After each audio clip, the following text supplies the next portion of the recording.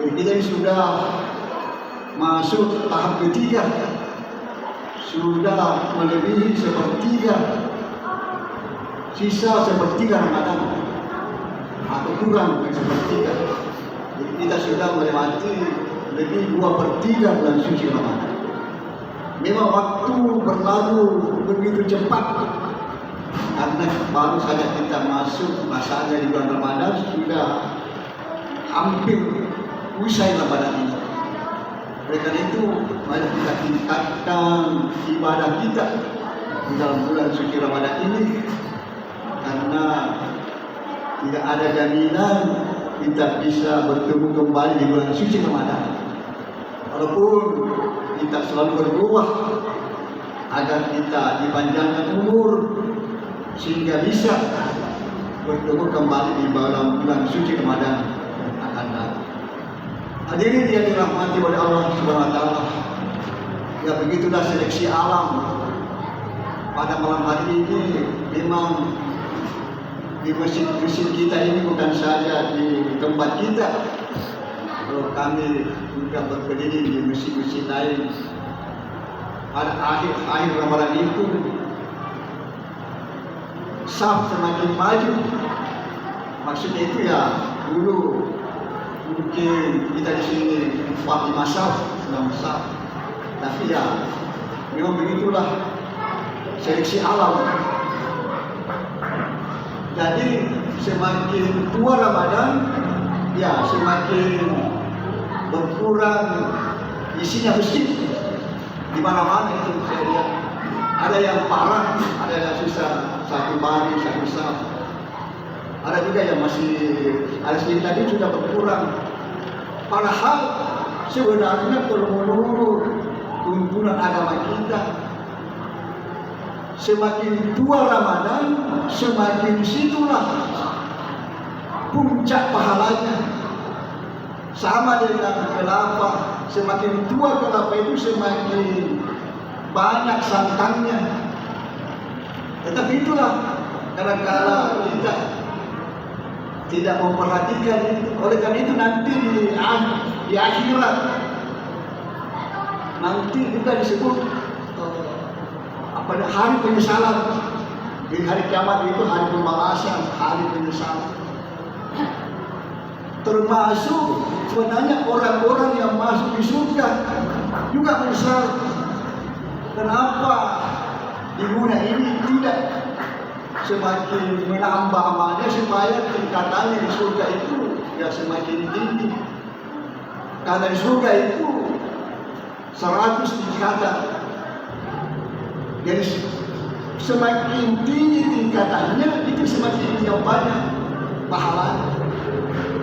Mungkin nanti ada yang bos di kantor, mungkin di kantornya itu seluruh, tapi karena ibadahnya kuat ya seluruh ini atau jabatannya lebih rendah mengalahkan bos yang mulia di dalam segi derajat di surga.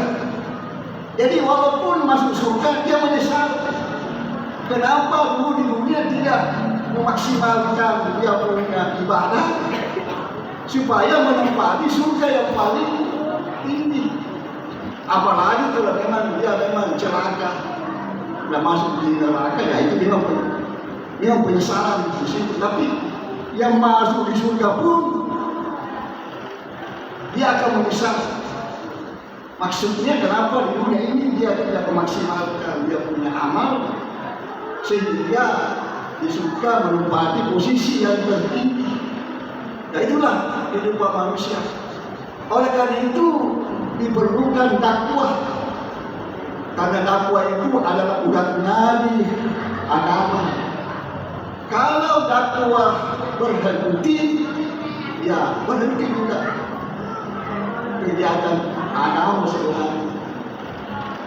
Dakwah itu bukan saja menyimpang, tapi saling mengingatkan kita.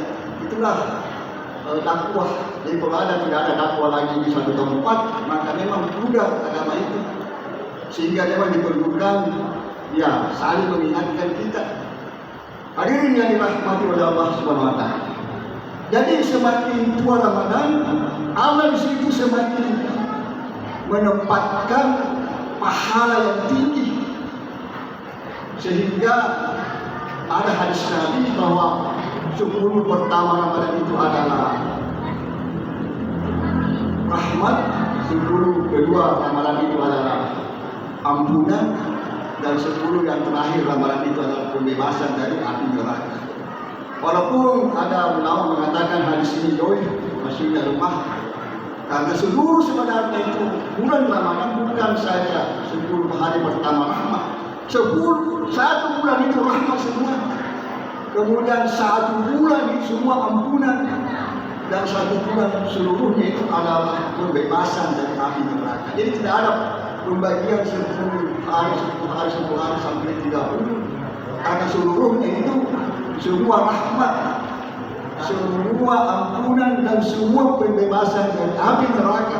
Kita betul-betul melaksanakan ibadah dengan baik. Oleh karena itu memang ada hadis Nabi yang berkaitan dengan keutamaan 10 hari terakhir Ramadan.